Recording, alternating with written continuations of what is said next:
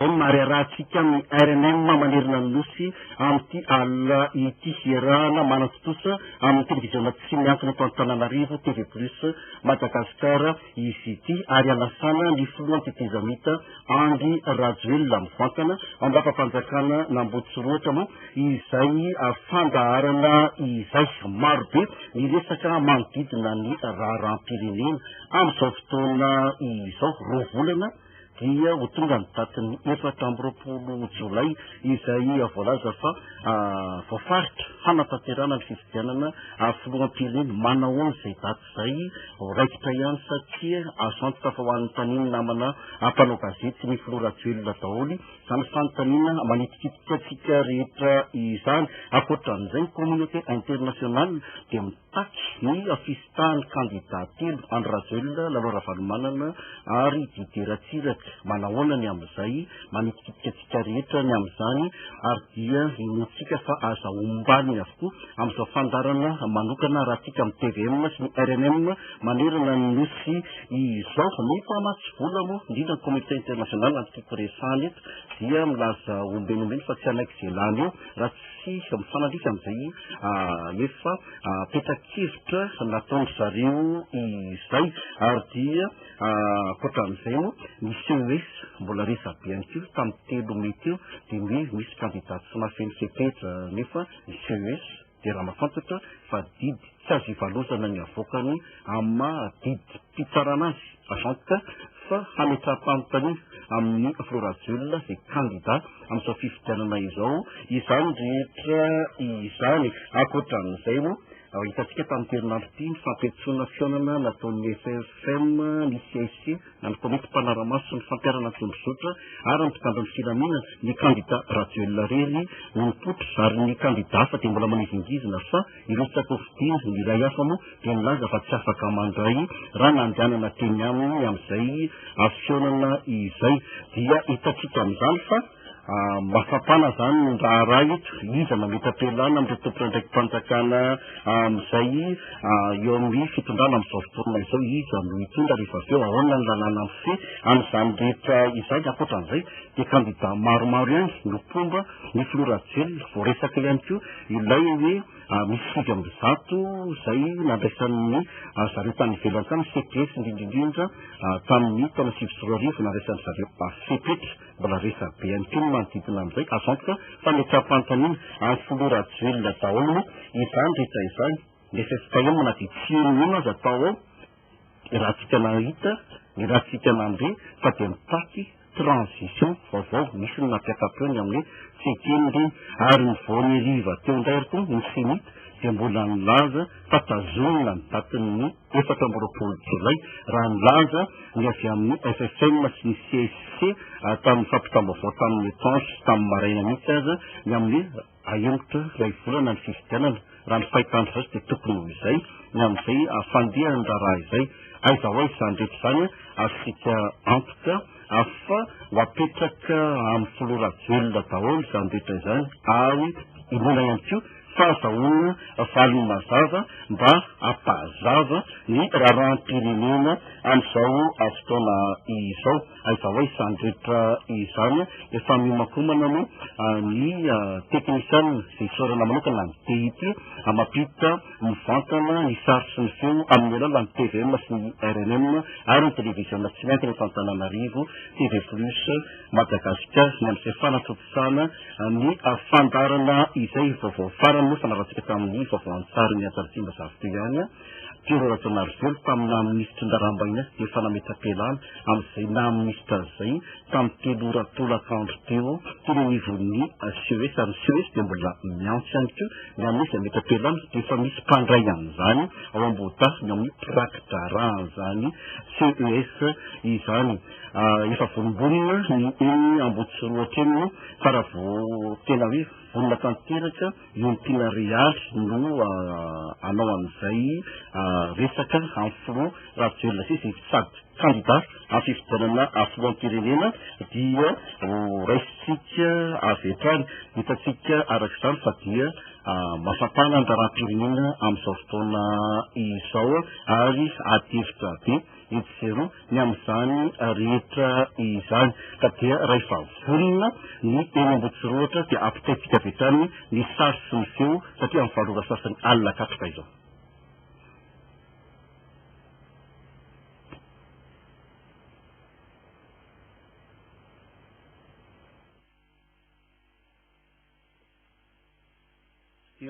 Eny Ambohitsiroatra izay sambola mihomakomana zany tsika fa dia ndraram-pirenena amin'ny ankapobeny afatran'ny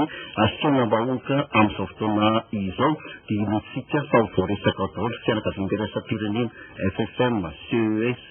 ny zava-misy amin'ny fametrapelan'ny kandida ny amin'ny iza nitondra inona ny lalàna ifeny tany sy ny fanjakana avy eo tazomina ihany fe ny 4 Jolay ny senika tao vao nanamasy amin'izany rehetra izany amin'izay tazomina ny 4 Jolay izay anatanterana ny fifidianana ny filohan'ny senika ramatoa Atala Beatrice dia mbola any New York amin'izao fotoana izao tsy ahivina ihany ny amin'izay rehetra izay satria tsara ho fantatra ihany satria ny tsy ahivina ihany koa mitaky nisy tany kandidat telo André Rajoelina Diderasiraka Laurent Valomanana ny communauté internationale ary mametraka fepetra mihitsy ny amin'ny efa misy zany ny menace izay fampitarana zany ny famatsim-bola amin'ny fifidianana raha toka tsy misitaka ireo kandidat telo ireo ditatsika arak'izany fa famaofao ny raharam-pirenena amin'izao fotoana izao ny fianakavian-diraisam-pirenena tamin'ny alalan'ireo masovoany dia ny fampitoana tetsy amin'ny ministeran'ny raharaham-bahiny tamin'ity andro any ity nisy ny zava-nitranga nameran'ny olona ireo fanapahan-kevitra ny amin'ny ataon'ny fianakavian-dia iraisan'ny-pirenena indrindra ny amin'ny voatotoindra ireo olona ireo misy andianam-pirenena malagasy satria dia milaza zany ny communauté internationale ny amin'ny famatsim-bola sy ny manodidina amin'izay ny amin'ny hoe atsahatra izay famatsim-bola izay ka tena nionivony dia olona ireo ary mitondra taratasy sy sora-baventy ateny amin'ny foloben'ny PNUD teny andraro efa nanio heviny mikasika izay ny gouvernemanta tamin'ny alalany prime ministre Jean Omer Belgique dia nitohy tamin'ity andro any ity miaraka tamin'ireo masy vovahiny eto amintsika nitohy an'izany raharaha ately akorin-drano nitohy teny andraro izany ankoatran'izay dia ireo kandidat samihafa dia mbola manohy ihany aloha lay fanehoana hevitra na dia mbola aza hoe tsy fampelezan-kevitra fa fanehoana hevitra manodidina an'izany rehetra izany ny teto-faritra ankoatran'ny famoriana mpanao gazety dia ny famoriana olona any amin'ny faritra maro samihafa any milohan'ny fampelezan-kevitra moa izany rehetra izany izay zany ny zava-misy aloha fa dia andrasatsika ny sary sy ny feo iavetsy amin'ny lapa-panjakana amin'ny Ambohitsiroatra anarahantsika izay resaka ifanaovana amin'ny filoha Andry Rajoelina izay fa dia miandry zany sika ny amin'io fandarana manokana io satria dia zava-dehibe tokoa eo amin'ny fiainam-pirenena izany arahantsika izany ahitana ny hevitra ny filoha eo ny mahafiloha amin'ny tetezany azy io ihany koa mazava ho azy ny mahakandidat azy amin'izany fifidianana filoham-pirenena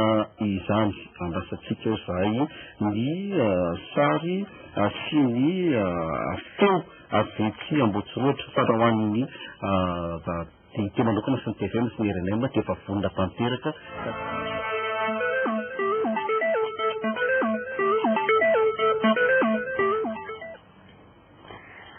Ampifaliana tanteraka tompoko lasy tompoko vavy no ionana amintsika vahoaka malagasy rehetra manerana ny nosy amin'ny alalan'ny televiziona malagasy sy ny radio nasionaly malagasy ny radio-pirenena amin'izao fandarana manokana anasatsika ny filohan'ny tetezameta andriamatoa Andry Rajoelina izao raha mandeha teny andalany teny mandritran'izay fotoana maromaro izay dia isan'ny fanontanian'ny olona ny hoe ahoana io ny tiana rialy ahoana ny fandehan'ny raharaham-pirenena iza ny tokony asaina ao amin'ny fandaharana, iza ny tokony resaka mikasika an'izao toezaram-pirenena izao dia navaliko ny olona matetika dia ny filohan'ny tetezamita ihany ny afaka maly hoe inona ny zavatra tena mitranga marina eto amin'ny firenena. Ka amin'ity androany ity rehefa nalefatsika ny fanasana dia nanaitra izy ny resadresaka sy hitafatafa atao anatin'ity fandaharana manokana ity ka dia miarabanao Andriamatoa Filoha, miarabanao tompoko misaotranao nanaitra nasainy izao fandaharana manokana iarahan'ny TV Plus Madagasikara sy ny televizionna malagasy sy ny radio-pirenena izao. Miarabanao Montina Realy ary amin'ny fofony fitiavana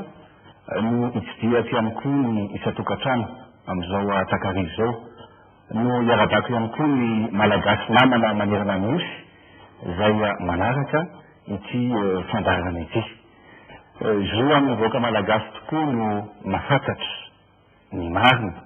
ny lalana tokony ale manoloana an'izao azo lazaina hoe savorivory misy eto amin'ny firenena no mitondra maro samihafa sy ny fanazavatra rehetra misy eto amin'ny firenena ankehitriny.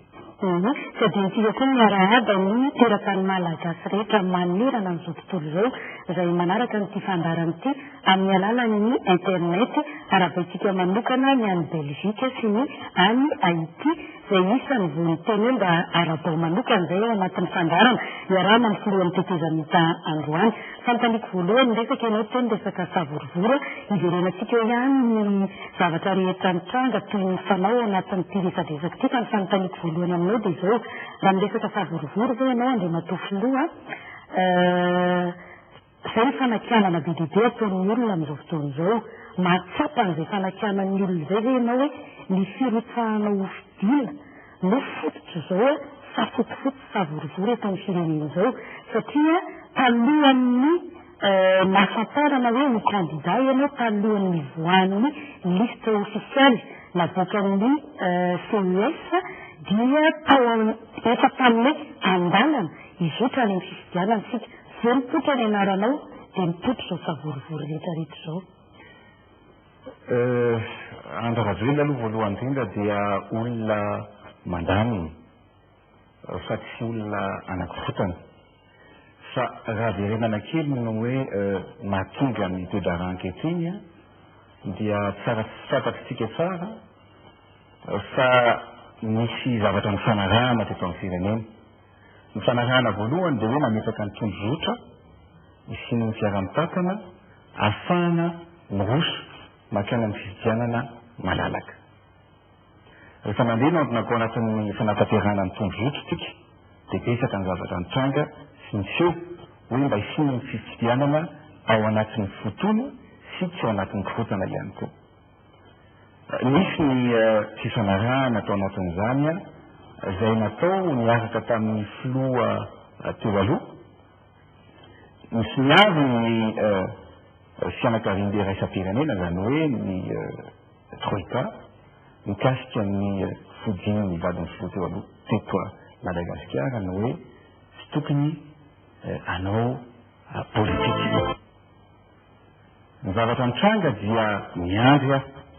fa fantatra ary araka ny taneninao teo Montina Realy dia ekeko fa ny candidaturako no farany indrindra tamin'ireo candidat raiky amby efapolo izay nekeny ny CES. Ny antony dia izao tsy manana eritreritra mihitsy no hoe andeha andretraka ho anisan'ireo hofidina amin'ny filoham-pirenena satria efa namin'ny teny rahateo an'izay atao anaty amin'ny voaka malagasy. Ny zavatra mitsanga rehefa nandrotraka ny dossier ny vadin'ny filoha teo aloha dia tsy misy fihetsika na nameloka na ny fetezana na tsy ny fetezana izany ny fianakavian'ilay raisam-pirenena. Ary tena magvoary moa dia nitenitenany dia ny hoe i dada ihany no neny raha programany dada ihany ny programany neny le raha ihany ireo olona nilatsaka ireo zany. Miteny ihany hoe tsy mety izao fandehan-javatra sy ny fandehan-draharaha izao fa rehefa natrata sy nafantatra fa hoekeny ny candidature an'ireo olona ireo zay tsy misy fanakiana matany amin'ny fianakaviana raisam-pirenena dia rehefa miverina avy any Roma dia nanapa-kevitra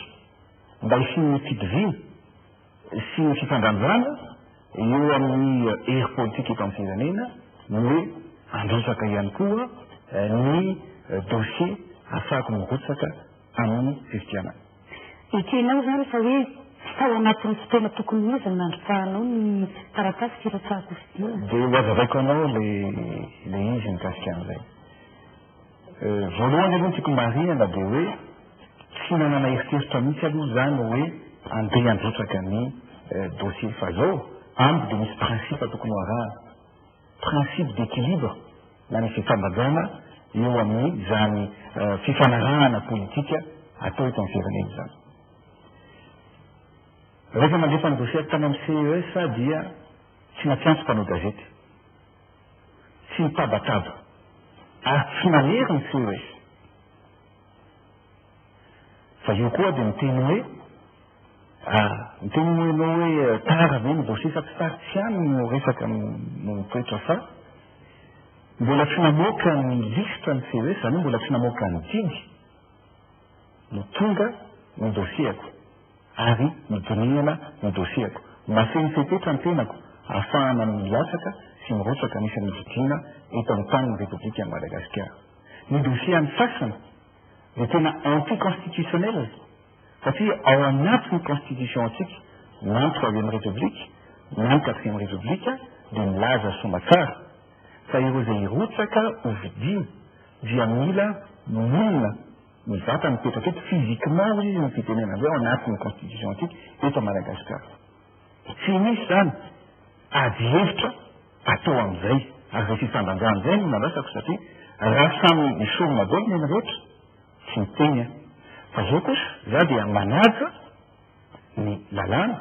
manaja ny valiten'ny CES ary ny CES dia tsy misy recours afaka atao fa applicable amin'ny rehetrarehetra iny vao navoaka ny CES. Fa eto ontina realy dia mamelana no hiteny an'ity satria ohatran'ny varina ihany rehefa manamelika ny fianakaviana iny raisam-pirenena satria zao rehefa mivoaka ny rehetra ny candidat ny candidat rehetra ny mahasan'ny malagasy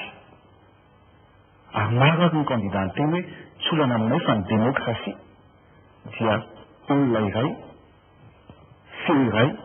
vato iray ary zay maro anisany mandresy fa zao tiako sarinana ny sainao ontina realy ary nivoaka malagasy. Eto manko dia isika malagasy foana no menatsiny, isika malagasy foana no kapohana, isika malagasy foana no bedy. Fa atao akory moa fa tsika tsy manana ny fahefana koa hibedy ny fianakaviana raisam-pirenena. Fa ny zavatra misy dia ianao fantatro fa mahafantatra tsara an'ity fa mba tiako hazavaina nivoaka malagasy hoe ny CES anie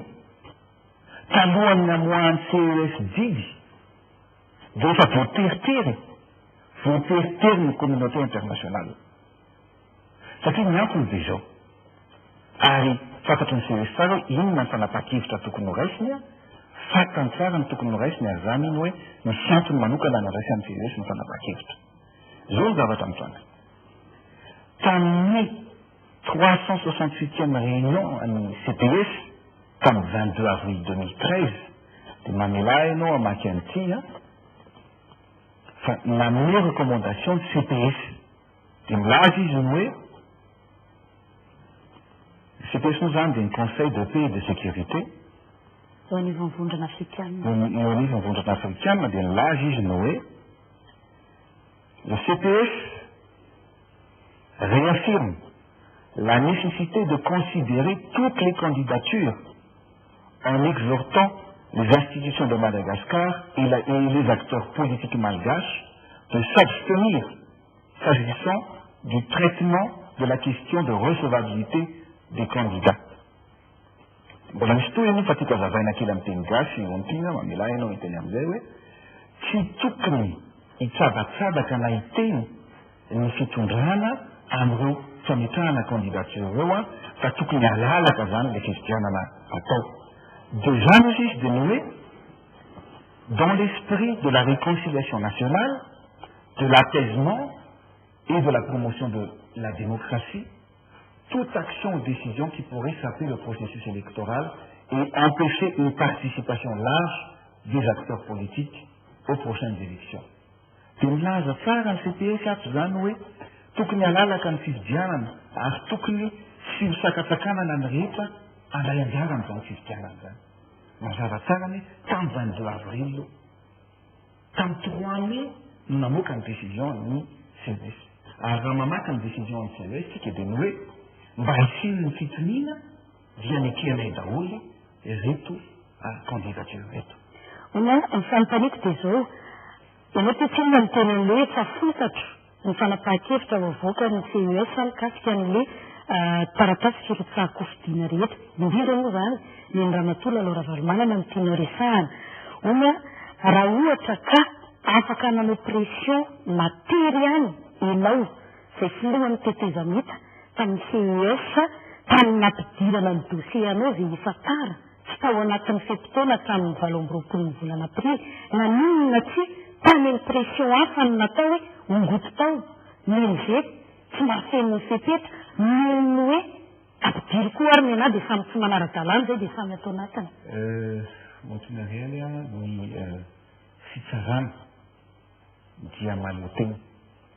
Fa tsy maloteny izy eto satria sady nanaiky ny pression amin'ny communauté internationale no nanaiky ninao. Ny mpitantana dia tsy anjarany mpitantana mihitsy no maniry ny mpitsara amin'izay didy ho avokany. Malalaka ny mpitantana ny fitsarana amin'izay didy avokany ny fitsarana. Za manokana mbola tsy miteny mihitsy amin'ny fitsarana hoe zao na zao ny didy tsy maintsy avoakanareo. Ny teny navokako tamin'ity dia n'izao tsy naretsytsofina ho ary satria efa tsinjoko io tery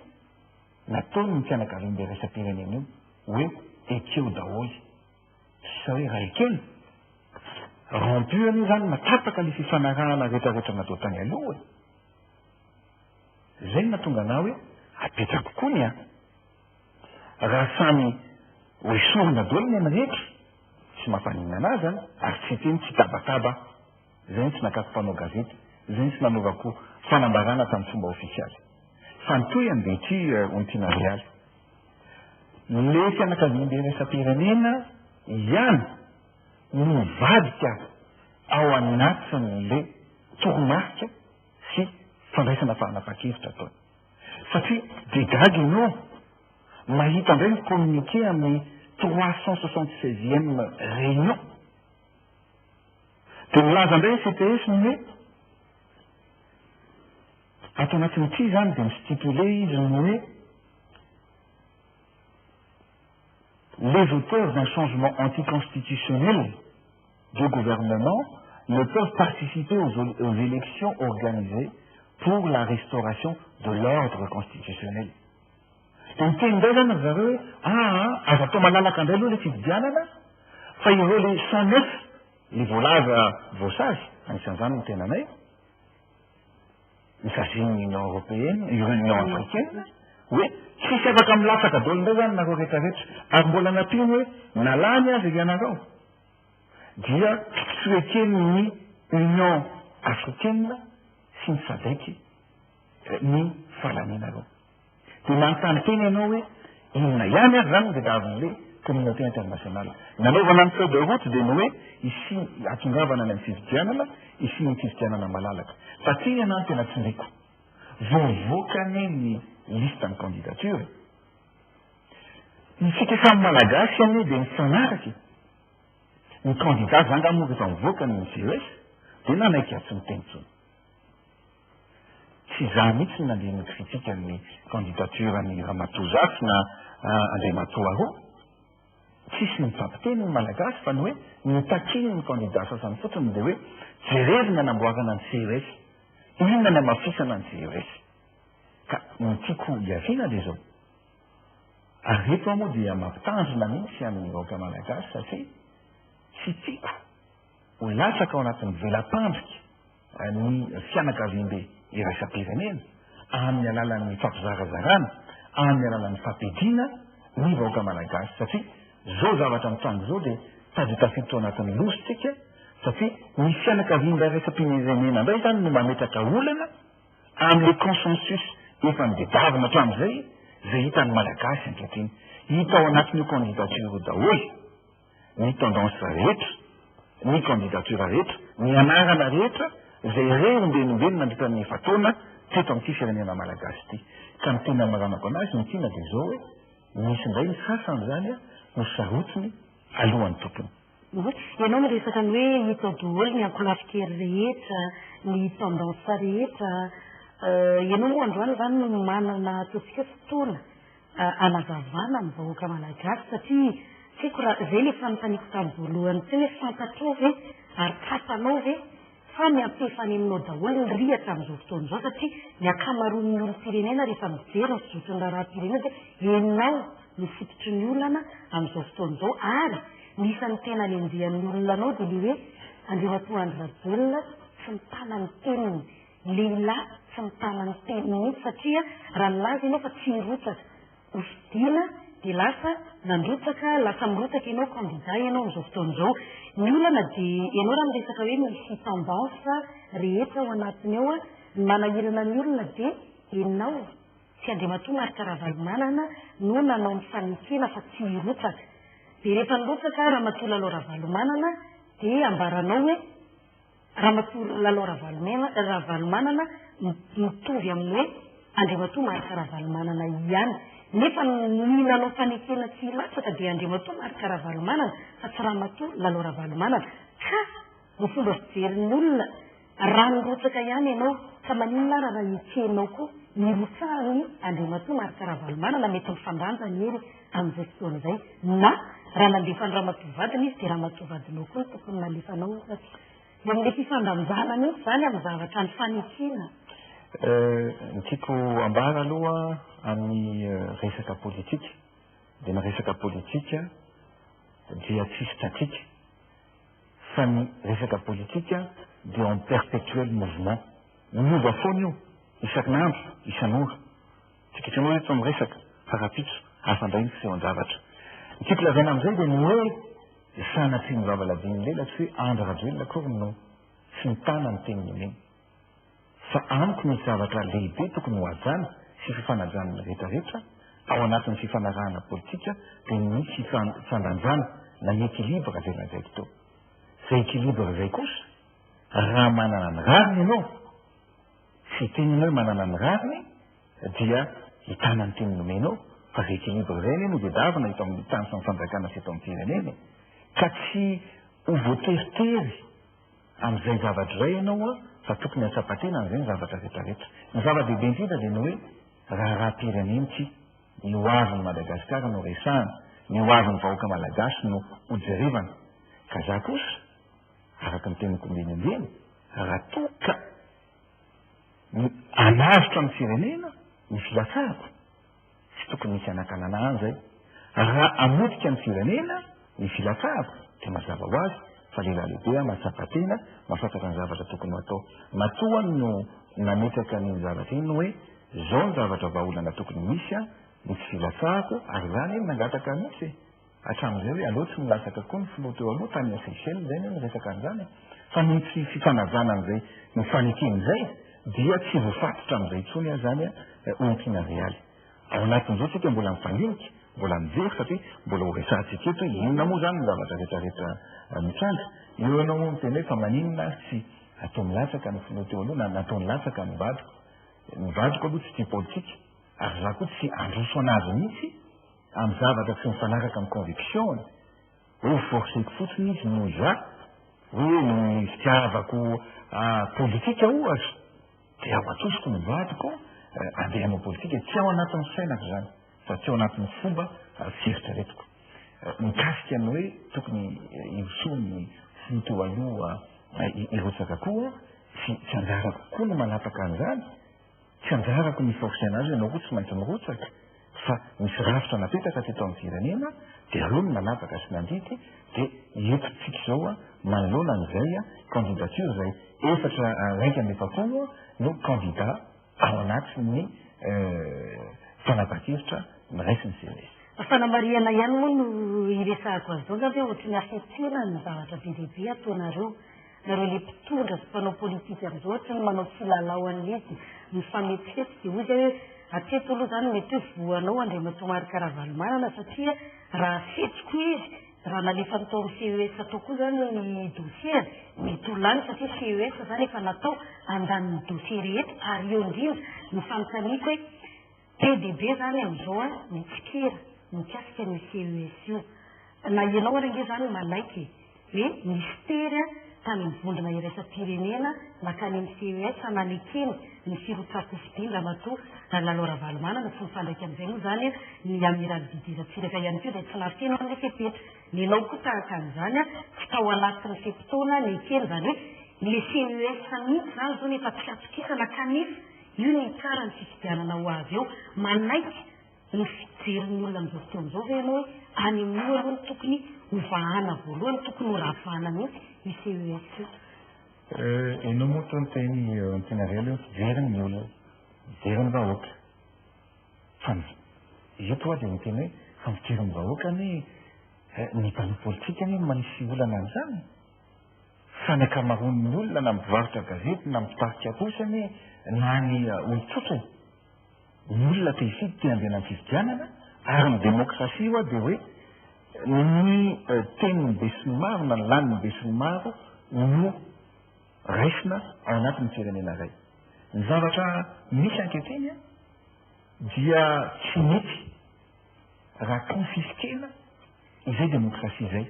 zany hoe ny fanalana ny candidature zany namany hoe konfiskena le demokrasia hoe ahoana moa no anekeny hoe reto olona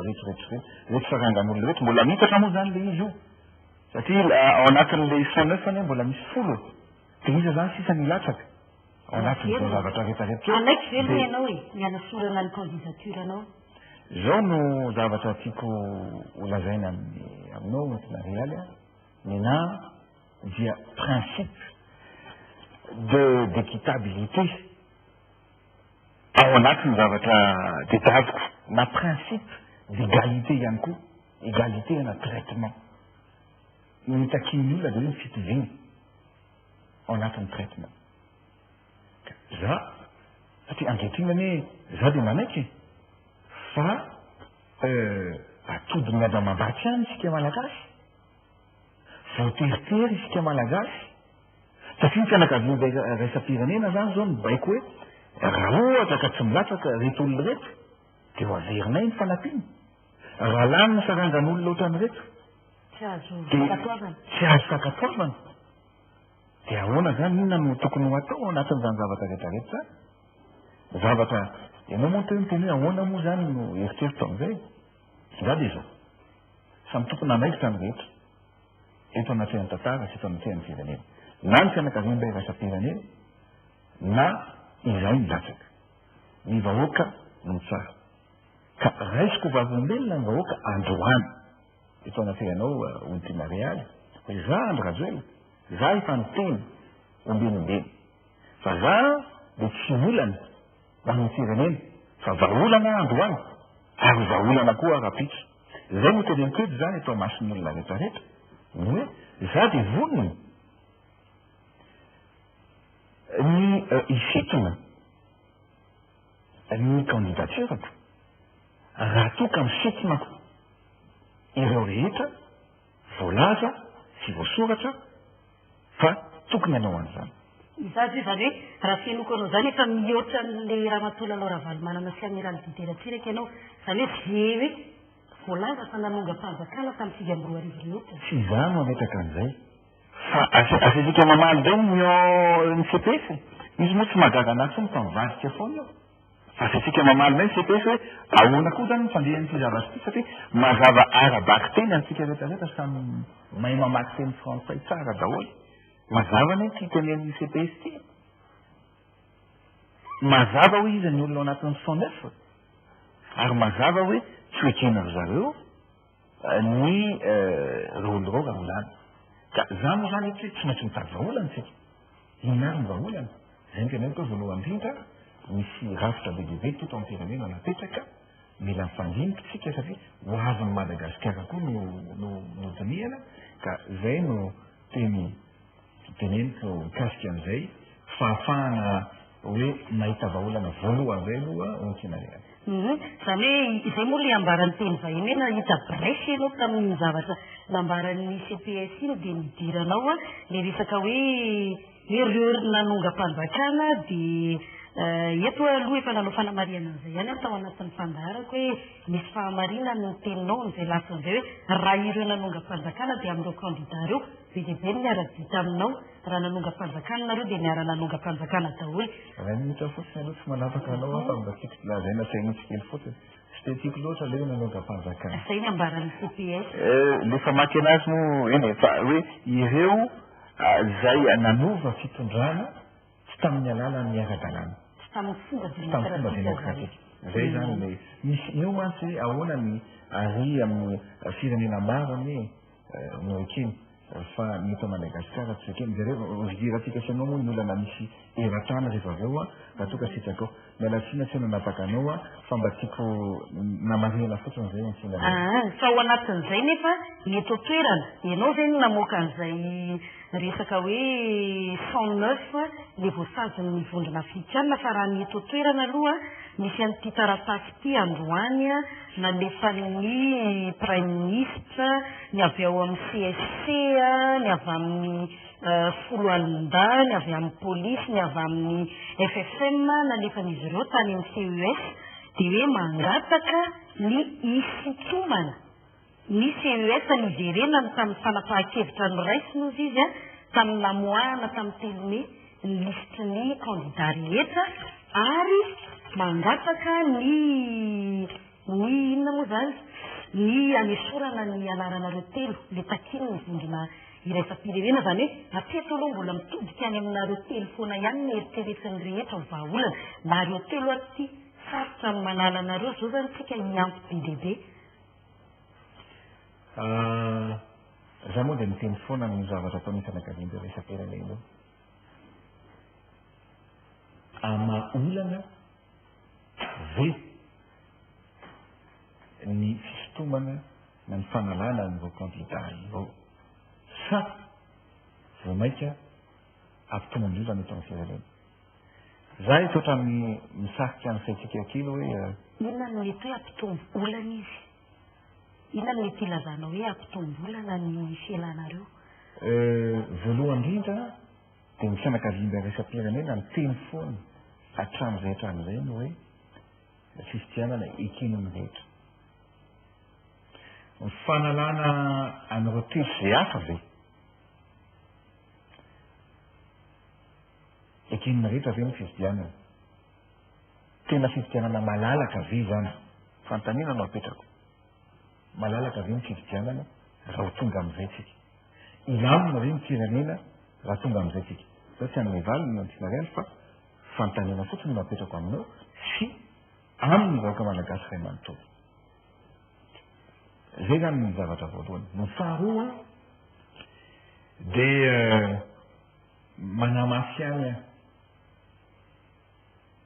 ny aiko dia tsy ninona aloha lazaina amin'ny fitondrana tetezana ito ary za dia miteny anito tamin'ny eo na tamin'ny tompon'andraikitra ambony tany amin'ny firenena anankiray tany amin'ny secrétaire général ny Nations Unies ihany koa. Ny zavatra tadiavinay malagasy dia ny fanomezan-tanana ny fanampiana amin'ny fikarakarana ny fifidianana sy ny famahana ny olana fa izay dia tsy mila fitaovam-piadiana amahana ny olana any amin'ny firenenay. Eto dia misitona ny sainao kely fotsiny antinarialy zareo ny zavatra nitsanga tany Mali ohatra misy transition eto ao Mali napetraka ny président ny assemblée nationale fa avy eo tonga dia nitafiany olona dia nitsoaka nivakirina navatra mafy tany ivelany nitady prime ministre hafa nahita prime ministre fa afaka volana vitsivitsy dia tsy maintsy nametra-pelana ino ny zavatra nitsanga tao Mali raikitra ny ankatrano hitanao nga manontany amin'ny avaratsy ny Mali dia misy an'ireo Touareg mipitehana ny fimbonana mifampiady atrano ary efa niakatra taty amin'ny kapitalina mihitsy reo ireo inona ny efa rany tsy maintsy tonga mihitsy mitasika frantsay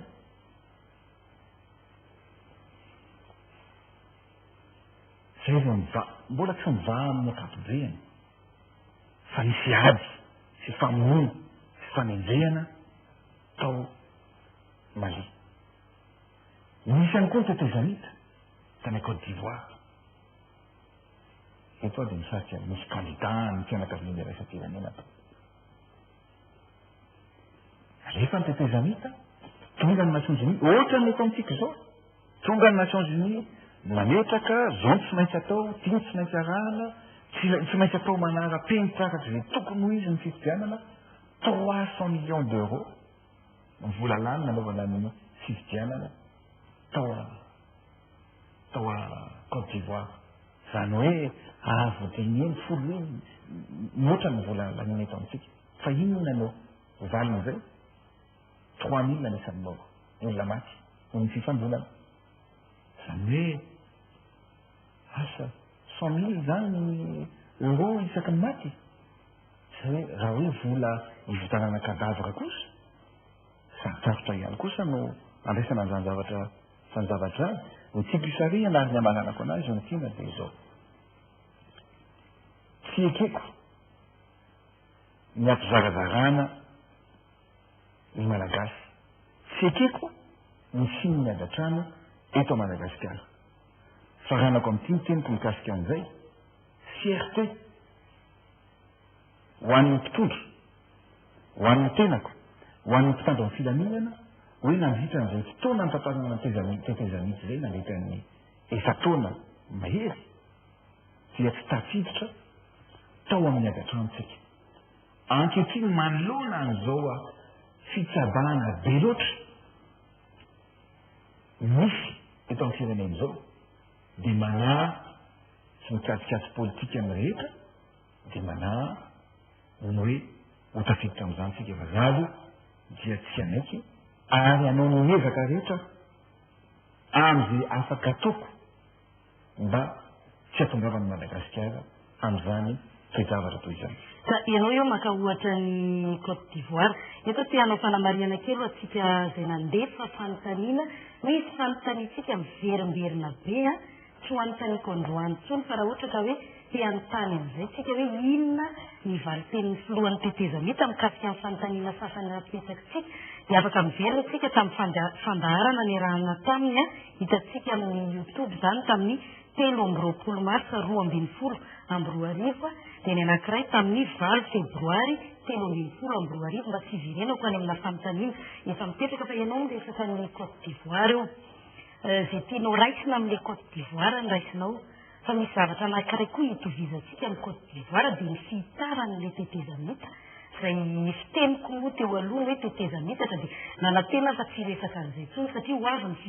fifidianana ka amin'ity ny ohatry ny mbola manahirana be mieritreritra ho avy ilay fifidianana manoloana an'izao zavatra mitrandro zao ny zavatra tonga dia hitan'ny olom-pirenena dia mbola te hanohy an'ity tetezamita ity indray Andriamatoa Andry Rajoelina filohan'ny tetezamita zany hoe enao mihitsy Andriamatoa filoha no eritreretin'ny olona fa tena manao an'izao savorivory miverina an'ilay fanontaniako tany amin'ny voalohany mba hitohizan'ny tetezamita zay efa taona mahery ary atsoaty ianao afaka volana vitsivitsy nefa ataontsika hoe arakalaza ny fahadimy taonanao teo amin'ny fitondrana nefa miverina foana tsika amin'ilay hoe tao anatina fifidianana amin'ny natongazanareo teo. Naresaka an'izay foana tsika isanao ny tiana realy ary aloha ngamba ny fantatrao fa raha narahana ihany ny teniko ary indrindra fa tsy misy ny faneriterena be loatra dia fa ela ny tetezamita mivita. Zay ny zavatra tiako lazaina aminao dia izao. Ianao moa miteny hoe ny firenena rehetra tsy za tsy ny amin'ny fitatranana ny firenena anankiray dia misy foana ny hoe mpanohatra na tsy mitovy hevitra amin'ny mpitondra anankiray. Raha ka ohatra ny isika ohatra ny any États-Unis fa ny filoham-pirenena Amerikanina hoe tsy nivoaka Amerikanina ray manontolo no tia azy dimapolo isanjato na roa amby dimapolo faravabe ka mity azy zany azy ny fifidianana afatarana an'izay zany vonina iafika amin'ny fifidianana e fa ny tsika lazana hoe raha ohatra efa tamin'ny elany taky ny fifidianana za milazanao ito dia zavatra anakiroa ngamba ny tiako lavena aminao ilazana an'izay hoe teteza mety zay tamin'ny farany taona alohan'ny farany taona roa mbe folo sy roa arivo dia fantatrao tsara rehefa ianao mpijeran'le archive reny za dia miteny mihitsy hoe tokony asiana fividianana na dia iray azy farafaratsiny amin'ny farany taona roa mbe folo sy roa arivo fa rehefa mivory ny senita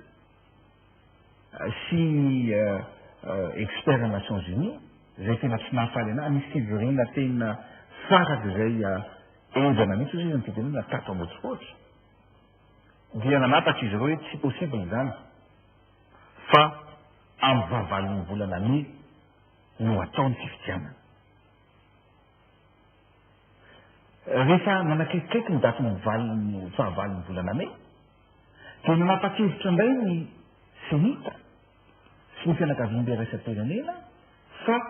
amin'ny 24 juillet indray no ataony fifidianana dia zany hoe dia masamilaza ianao sy ny olom-pirenena vitsivitsy tsy atao hiteny hoe andrajoelona no tompona andraiky tamin'izany matoa ny enitra na enitra amin'ny fifidianana mitaky fifidianana tsy nanao na enitra amin'ny fifidianana tsy zany eny manemitra amin'ny fifidianana fa mitendry mitoraka tilo noho ianareo mba tsy tenenana hoe nao reny any andrimatofo dia noho ianareo telo zany zao no mahatonga ny fifidianana fantatra na hotanteraka na tsy ary ty misy an'ity taratasy ty mbola nalefan'ireo olona reo ihany indray koa le niteneniko ny FFM sy ny CSC sy ny foloalinda tany amin'ny senita mangataka an'le hoe ray volana hoe aenitra mangataka aloha ny anemorana iray volana ny fifidianana tonga dia anontaniako ianao inona ny tianareo atongavana ny antony dia zao raha miteny hoe inona ny tianareo atongavana ohatra ny zavatra hafahafa andrimatofoloatra anga tamin'ity zavatra ity ianao aloha eo idirantsika rehefa avy eo miteny foana ny vondrona resam-pirenena etetila misy an'le zavatra nitranga teny korongana tamin'ny alarobia le misy an'iny sora-baventy zay anaovako fanamariana kely ngamba ny alatsiny tiatenatenany ity hoe za isan'ny nanentsika ny ramatoa Fatima Samora fa na izany ara misy zavatra miopefitra tokony ataotsika vahoaka malagasy fanabeazana tsy inona ny ainao manjery miteny karazany manompa olona ohatrareny ngambany tsy dia mety ara tao amin'ny sora-baventy zavatra somary tsy dia mety any ary idirantsika rehefa avy eo fa miteny hoe misy an'iny dia misy an'ity ianao ihany koa tao amin'ny Carlton rehefa natsoan'ireo le ankolasy anankitelo reo dia niresaka an'izay le resaka ray volana izay zany hoe fahitako azy efa misy resaka ifampiresahanareo ary sarotra ny ina tsy atao mbadika ty zavatra nataotao amin'ny Carlton ity ianao rehefa joina daholo le resaka rehetrarehetra seho indrindra resaka hoe fanemorana ray volana io inona ny tenareo atongavana amin'ny resaka fanemorana ray volana tiako famarena aminao aloha hoe mety teneninao ty hoe raha fijery ny jozan-javatra dia hoe mety eo ambadika io enao non dia za koa zany ny eo ambadiky ny sadaiky za daholo ny eo ambadiky sy zavatra rehetrarehetra zao zao fotsiny ilany tiako larenana hoe ny FFM dia rafitra ray napetraky ny tonjotra ao anatin'ny article 25 ary ao anatin'ny article 25 dia no hoe tokony atin'ny fianakaviam-be resam-pirenena mihitsy ny fampihavanana ataon'io FFM io amin'izao tsika miteny zao zany raha ohatra ka nandray ny fanapahan-kevitra ny FFM ny filohan-dany joro satria tanimonoza ny firenena dia za miteny hoe tsisy maratsy an'izany mihitsy raha ny fitadiavana olana hoan'ny vaolana hoan'ny firenena io le fantereniko tamin'ny conférence de point de presse kely moa tamin'izany voaka tao hoe izareny nasaina nakany Gaborone Santone etc tonga zay namaly natsony ireo mpanilamelana namaly ka vao maika zay ka malagasy tompona andraiky tao eto amin'ny firenena amina kandidana natsiny anao hoe tongava fa ahoana ny fahitanao an'ity olona telo moa zany natsiana fa zany no fifanajana dia tonga namaly an'izany antso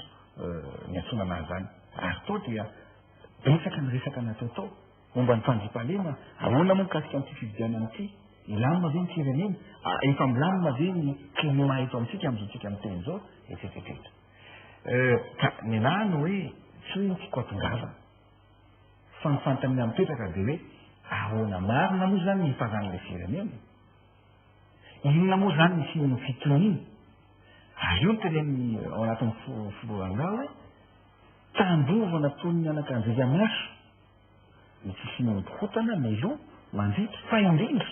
rehefa vita ny fividianana ianao miresaka hoe ianao tonga tao amin'le fiantson'ny FFM sy ny folo alinda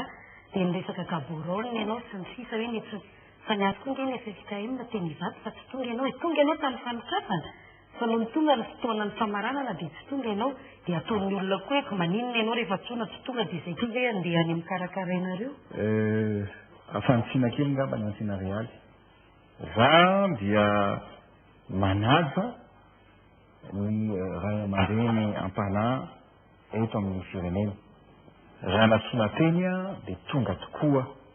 tamin'ny fanokafana zany hoe fampihavanana no miresahana teny dia tonga namaly ny anso a satria za dia olona ny fihavanana ary mandala koa ny fihavanana sy ny filaminana eto amin'ny firenena zay natonga anahy teny misy antony manokana no tsy natonga ana andro alahady iny ngamba ny ratabidinao tsara ary ny fakomaliny ny asabotsy a tany amin'ny faritany misy antony manokana no tsy natongavako teny tamin'ny famaranana fa nasaina dia namaly ny antso dia tonga ihany koa eto tsy diako kely satria ianao moa tao ny teny ihany koa no hoe manoloana an'izay ray aman-dreny ampanahy zay resaka ianao teo amin'ny ramatoa izay représentante ny Nations Unies eto amintsika fa za aloha somary gaga manaraka ny toedraray eto amintsika zao ny antony ary za dia mitovy hevitra aminao ihany koa raha nisy an'izany sora-baventy zany tany za aloha tsy nahita sady tsy tany ahy hoe milaza mety hoe manana endrika mety hoe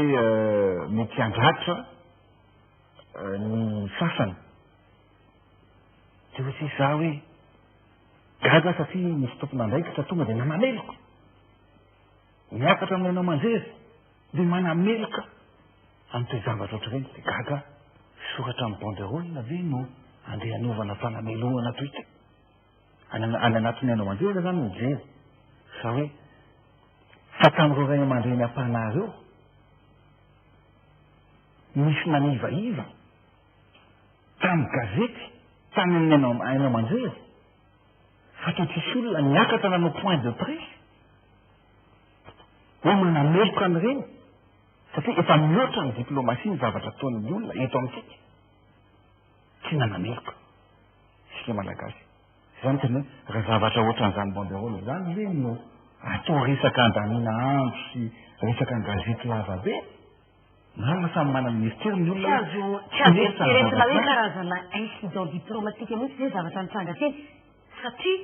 misy olona mpiara-miasa aminao akaiky eto Ambotsiroatra hitana ny didina teny ary koa eo mantsy nahatongana amin'ny teny hoe sao dia nareo tato Ambotsiroatra ihany nanao an'iny antony teo aloha andriamatoan'Herinandro Andriamahazo zay hita tany a ary faharoa ny etika rehetra teto amin'ny firenena dia nisina herim-pamoretana hatramin'ny 2020 tsy nekena ny famoriam-bahoaka fa nahoana iny no manokana nekena mampiahy any rehetra taizany général Richard Bomba tamin'ny fotoana iny zao aloha no teneniko anao fa ninkevitra misy foana eran-tany ary resaka hoe banderole zany no resitsika polémique tokony atanina zany zareo nany amin'ny Maison Blanche any ianao ngamba ny mahita amin'ny CNN misy olona foana mitondra tena ndrazay ary masika ny reny mihitsy amin'ny filoham-pirenena frantsay américain masika ny reny raha ny tena ohatran'ireny ve no andeha ataontsika resaka lava be iza zao anie lazako anao raha ny teny atao amiko za rehefa misy namoaka fera-pary mihitsy hoe maty Andry Rajoelina dia hoy zao ary fanotana mihitsy ny ao anatin'izany fiarapahany zany tsy misy mikondamena izy zany fa zay ny demokrasia eto amintsika natoa nisy an'ireny fihetsikreny misy zavatra tsy zakan'izay olona misy zavatra hevitra tian'izay olona pitaina ao anatin'ireny zavatra rehetrarehetra reny tena hoenao hoe misy eto amintsika hoe misy hetsika foana ao magro magro toerana privé akoron-drano ndraika tena kalamanjany ahoana no afaka manao an'ireny ny olona zay le hoe lasa misy zavatra deux poids deux mesures eto amin'ny firenena ka mahatonga ny olona mieritreritra hoe ianao ny ao ambadika matoa tian'ireny olona ny ambadika aloha tsy zahay za dia afaka mitenanao an'izay tsy zany ao ambadika ary za mihitsy ny andeha presika olona hoe manova an'izao manova an'izao zaho a dia olony fihavanana olony filaminana tsy za mihitsy fa mety misy olona tsy mazaka tena fomba ahoana ny anehoany satria maty loatra le tery ny soatsika n'Andriamanitra ve tsy misy zavatra fotsika ohatrany betsaka ny fihetsika-kena teto misy ny mandrofo tomobila misy ny mamaky pare-brise etsetseteta fa ny soatsika n'Andriamanitra tamin'ny etsika arahiny zany dia lamina ny fihetsika-kena zay misy io sy mitranga atao anatiny fa iny zava ny oajantsika io ty satria zao tsy zay ny manovatsika polemika ary reto moa zao dia hoe mitady occasion foana ny rehetra ifamelezana tsy raha ntsony no mivaholana eto amin'ny firenena aleo tsy ifampiankindotoana family aleo mitsiraisakina no mijerevana hoe ataotsika ahoana ty fireneny ity ataotsika ahoana ty fividianana ity ka eo indrindra ny vondrona resam-pirenena moa zany manao menasy izy mampitahotra dia tsy haitsiny moa fa androan'indray ohatra ny fiovan-kevitra indray amin'ny vondrona européanina dia tsy fantatra tsony hoe raha matoa atalabeatrice ve no mandray atendro ny resaka ny fampiresahana tany a sa ny vondrona européanina no mivoaka midy tamin'ny fanapahan-keviny a fa raha tamin'ny herinandro hoe ho tapahany famatsim-bolany amin'ny fifidianana androan'indray dia mbola tsy zay ny fanapahan-kevitra fa mbola fampitandremana fa tsy hay mety ho tonga amin'izay ihany ny zavatra mitranga dia izay indrindra ny anontaniako anao ianao teo tentsina hoe tsika ny atody miady am-bato amin'ny vondrona iresa-pirenena ny antony satria raha vao tsy manome vola zany ry zareo a dia tsy misy ny fifidianana zay ve zany ny zavatra hitranga eto ary ohatra ka tsy tonga ianao moa zany efa niteny teo ozy ianao hoe za manaiky hiala tsy hanao inona tsy rotsaka hisitona ny firotsako fidinao raha toka ampiarina tokoa zao raha tsy tonga any amin'izay ary tsika inona ny zavatra hitranga isy an'izay ny fifidianana hitady vola manokana ve tsika zay ve le ray vola nangatahana amin'ny senita hoe anemorana ny fifidianana fa inona ny zavatra mety hitranga amin'izay ianao tompona ndraikita voalohany eto amin'ny firenena manana valo teny ngamby ianao manoloana an'izay fanontaniana ngeza be apetraky ny olo-pirenena zay ny variteny voalohany ngamba mikasika ny hoe ny fifidianana sy ny fanampiana za aloha dia somary gaga ihany koa satria misy meko ary io a dia olana goavana io eto amintsika satria zao marina tokoa ane lazainao antinanay ary fa ny fanambarana tamin'ny herinandro dia hoe tapaka ny fanampiana avy any amin'ny union européenne sy ny firenena anankiray koa lazainao hoe misitona ny fanampiana fanambarana ofisialy zany zavatra zany ary mivoaka tamin'ny anao manjery tsy andorajeo mety mamorona fa tsika samy mahita an'izany tany amin'ianao manjery dia androan'izay zany tapitapika eo dia hoe zao indray le izy inona azy ny tena marina zay moa le zavatra mitrangy zao ny zavatra lazaiko anao marina amin'io ontinarialy ianao efa matetika plaza an'ity ny hoe isay candidat toana ny fianakaviany be rasa-pirenena na miaro ny tombotsoany ianao no teny an'izany fa tsy tsara no mahazoana na olany firovany firenena malagasy eto a manamarina an'izay analizinao zay androany za dia no ny fiarovako ny tombotsoan'ny firenena malagasy amin'ny fitandrahana arenakibony tany eto amintsika dia nahazahoako olana betsaka izany za sy zana samy dénoncé tanao angamba ny zavatra niseho tamin'ny fitandrahana anankiray teto amin'ny firenena nahazahoako pression be zana nahazahoako olana be zana ary ankehitriny dia zay no mahazo anata tereny Andry Rajoelina ankehitriny hoe raha Andry Rajoelina no lasa filoham-pirenena ho lany ny filoham-pirenena ary fantatra ry zareo fa ho lany ny filoham-pirenena io Andry Rajoelina io raha toka mandeha amin'izao io fifidiana io noho izay anton'izay dia atao ny fomba rehetra anakanana ny tenako tsy latsaka ho fidiny tsara fantatry ny vahoaka malagasy ny zavatra maro satria za tsy namenatra ny tena nana zany za dia olona révolutionnaire patriote tia tanindrazana za dia miteny foana ny tanindrazana aloha ny vahoaka zay vo hainao za zay ny teneniko eo foana miteneniko hoe raha afaka mbola misakrifie ny tena koa tsy siny ady atrano tsy siny mikorotana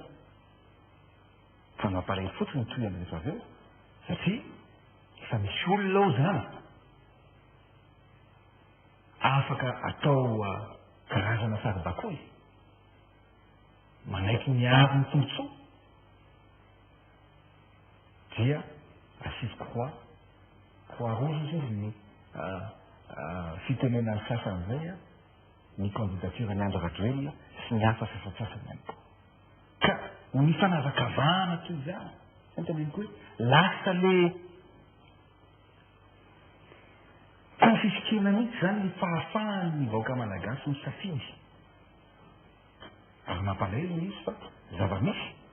ary zoany vahoaka malagasy no masakatra an'izany toe zava-misy eto amin'ny firenena zany firenena maro no tomponantoka ao anatiny ny fitandrahana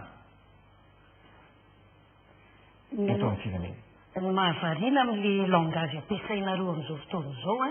nandritra n'izay efa taona izay zany dia ataoko hoe le vahoaka maronisa dia na izy hoentinareo makatsy dia hoentina makaroa satria zavatra misy hatramin'izay dia zao arakaraky ny tombotsoanareo rehefa miteninareo tsy hainao reny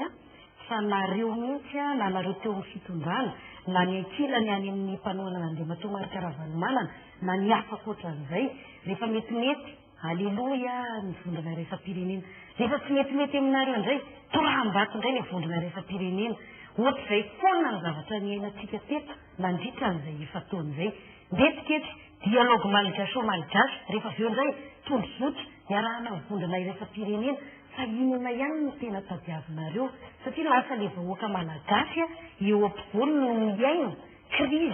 efa anatiny efa taona mahery le tenina teo hoe aleloia tiako loatra iny tiana ay satria zay ny teny anasaika fatimasamoraza isan'ny nanenjeanareo azy za tsy manenjika azy za moa nenjehako azy na mihevitra fotsiny ala mila arovako na mihevitra no arovako za tsy manao aleloia araka ny teneninao zay ny aleloia atoko dia jesosy kristy tompo ihany ny ataoko aleloia fa za tsy manao aleloia olombelona tiako iavina ry zao mitsina mikasika ny tenenao atao misy zavatra mahasaritiaro zavatra mahasaritiaro dia ny fiandriana firenena misy zavatra afaka leferina fa misy zavatra kosa tsy afaka leferina ka raha manoatohana ny tsika moa mampiray-tsika ny fianakavian'le rehefa-pirenena dia ny fedorote ary zany anatanteraka aniny dia manaiky an'iny fa ankehitriny any aloha zava fa tsy tsika no varobaty tsy tsika malagasy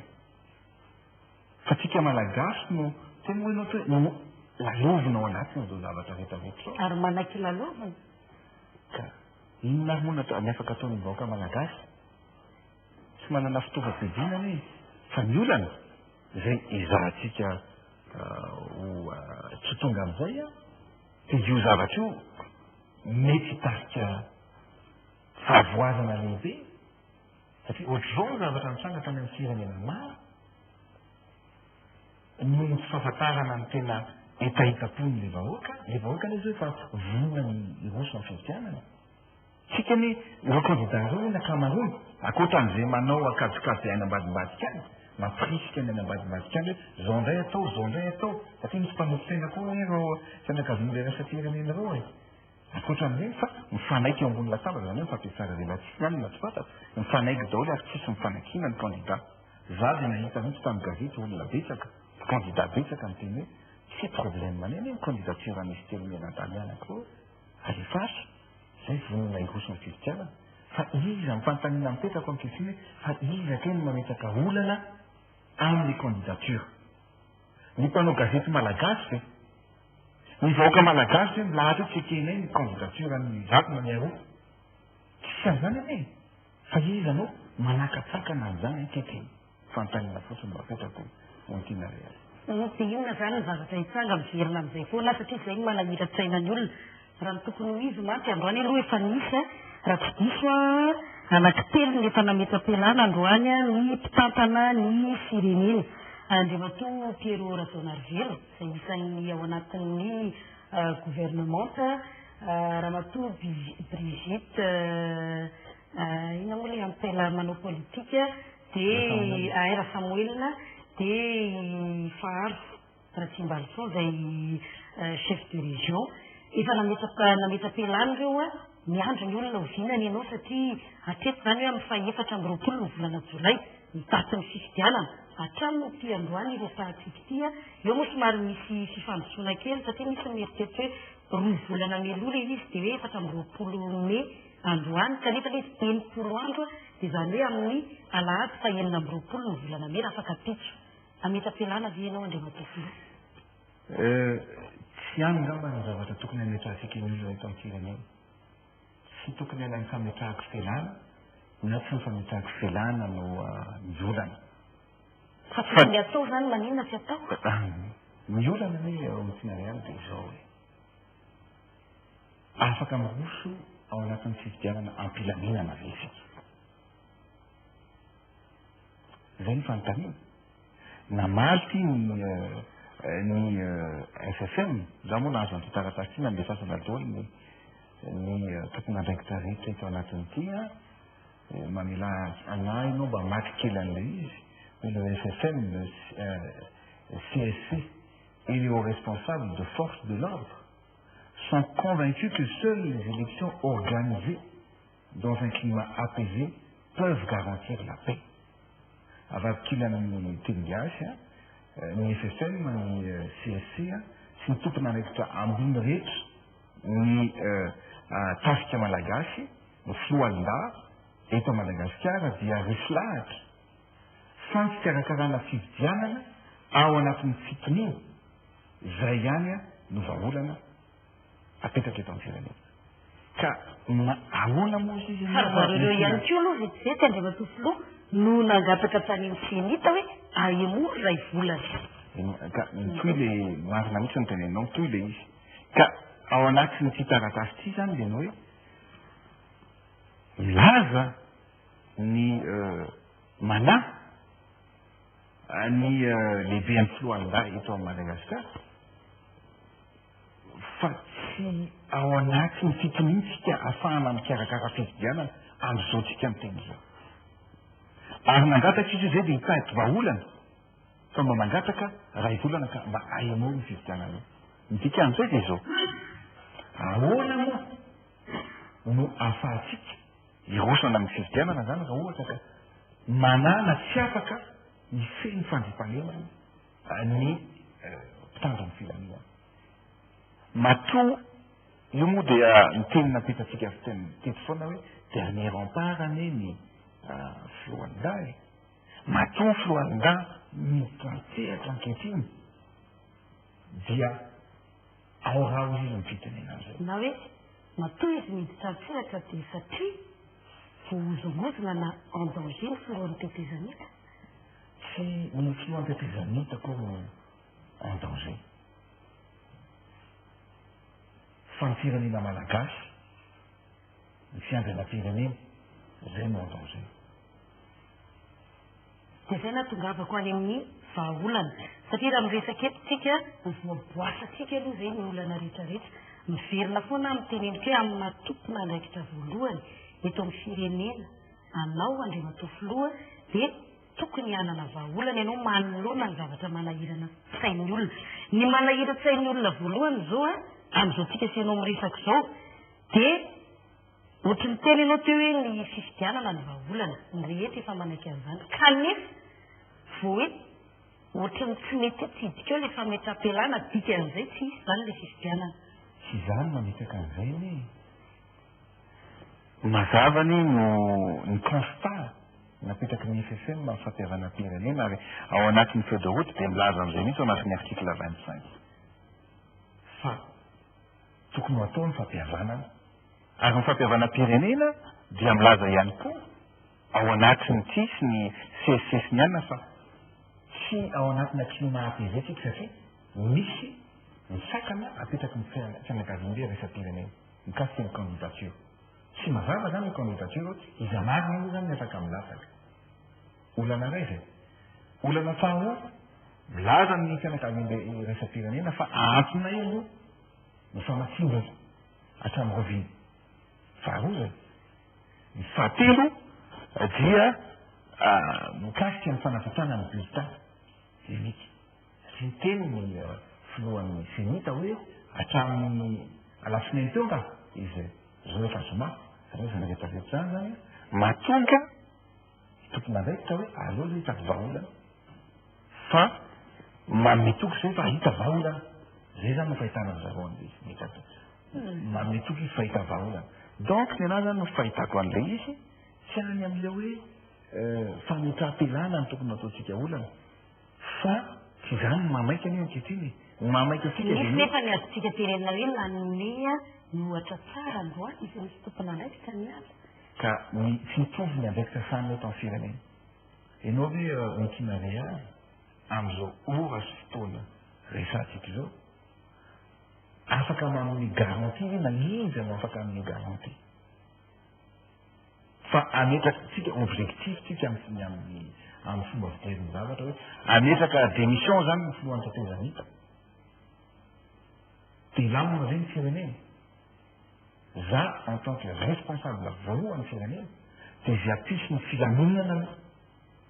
tsisy ny mikorotana zay no akeliko voalohany eto amin'ny tany sy ny mpanjakana zay ny teneniko anao to hoe mininona ho any esorina tamitsika esorina fahamatsim-bola esorina ny fankatoavana fa zavatra ray ny tsy afaka ny esorina tamitsika dia ny fitiava-tanindrazana indrindra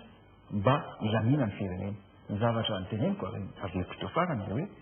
ny aki goavana indrindra dia tsy tafaroboka tao anatin'ny adatrantsika tsy tafaroboka tao anatin'ny mpifandonana ny samy malagasy na dia misy aza ny kasy anoan'izany teto amin'ny firenena mpiavagaga aloha tsika raha manomboka any aminao zany a no tsy mety miroso ny fametram-pialana dia miafa koa eniko zao ny général Daulaire Soso tao amin'ny radio anankiray teto andrenivohitra variana mihitsy any haino azy hoe kiala avo ary napetrany mazava tsara miafa koa moa mbola andrasana ny amin'izay ianao eo miresaka hoe ny zavatra mbola tsy natafaroboka atsika dia ny adetrano dia niresaka ihany keo ianao teo hoe mahatsapa ny folo alindany FFM fa mbola tsy feno ny sepety indrindraindrindra hoe tsy ao anatin'ny fahatoniana ny anaovantsika amin'ny fifidianana raha zao fepety zao zay indrindra nge ny nataon'ny FFKM farany teo resaka fampihavanana fa zay foana ny olana ve eto ny firenena hoe satria ny FFKM iny mety tsy netinety taminareo dia navela tany nefa ankehitriny manomboka tonga saina daholo ihany keo ny rehetra sao dia ny FFKM ihany keo ary ny vahaolana azay nidirantsika ny lafin'ny vahaolana hoe ho aminao izy dia tena tsy mety mihitsy ny zavatra nataon'ny FFKM iny fa misy azo atsara iny fa andeha oeza satria tsika zay zay mangataka ray volana fa tapoka zay ny ray volana asio ny volana indray ary dia asio telo volana dia eto amin'le teteza-metatra foana tsika za aloha tsy tsara ny nataon'ny FFKM no hoe mety sa tsy mety ny foto-kevitra naroso a dia ekeko ary mitovy amin'ny zavatra efa narosika ihany koa dia le foto-kevitra ny hoe fampihavanana zany nandroso an'le convention de paix antinariale efa vitako zany convention de paix zany zay indrindra inona ny tena tianao ambara amin'le convention de paix satria miteny an'izy ianao androany candidat ianao rapitra tsy fantatra tsony hoe inona raha ny tena tianao natongatra na candidat na tsy candidat na mbotsaka na tsy mbotsaka dia ny convention de paix misy paix pour Madagascar fifanarahana mba hisiny fitoniana eto Madagascar zay ny zava-dehibe betaka ny zavatra raketiny convention de paix io mba ahafahana misoroka araka ny fitenin'ny malagasy dia hoe alao misoroka zay mitsabo ka mba ahafahana misoroka ny zavatra rehetrarehetra efa voarakitro